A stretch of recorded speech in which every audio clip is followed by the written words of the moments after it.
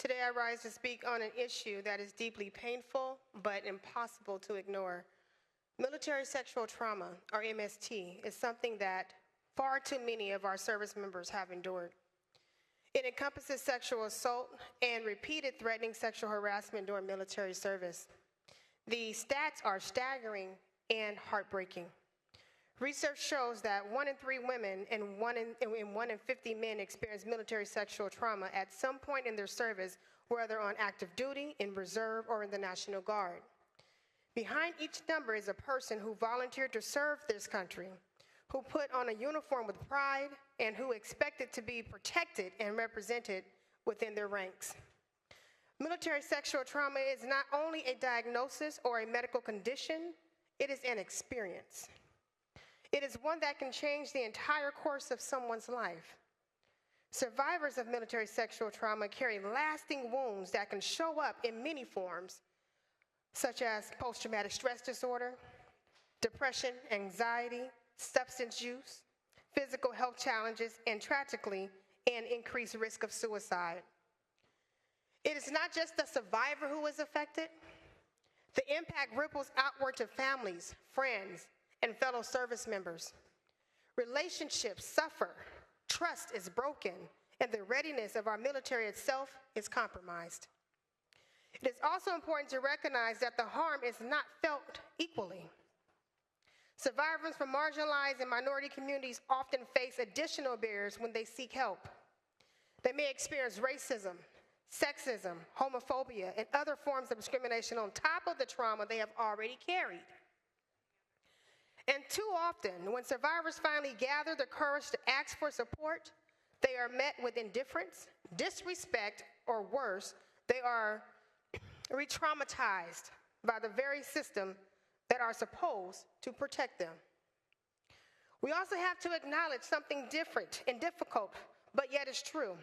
The unique and complicated nature of military relationships make these situations especially devastating.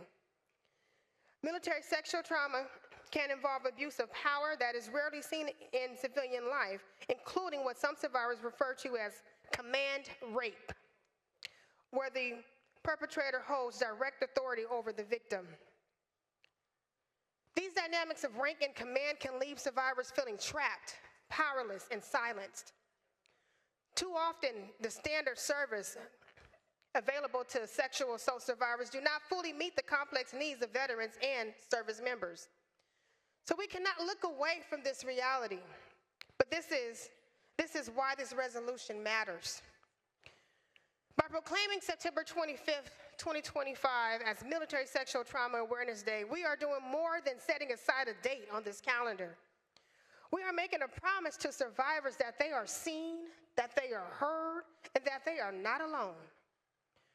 We are committing ourselves to breaking the stigma around military sexual trauma so that no one feels shame in coming forward. We are affirming the need for compassion, trauma-informed care that treats every survivor with dignity and the utmost respect. And we are reminding ourselves that prevention must remain one of our top priorities. A culture of zero tolerance, strengthened reporting systems, and comprehensive training are not optional. These things are essential to protect our service members and to uphold the integrity of our armed forces. Colleagues, this is not a distant problem. Survivors live in our districts. They are our neighbors. They are our constituents. And in many cases, they are our families, members, and they are our friends. Their strength in the face of what they have endured should call all of us to action. So today, let's stand together to recognize the profound impact of the military sexual trauma and to pledge that we will do everything in our power to ensure that survivors are supported and that future service members are safeguarded from this pain.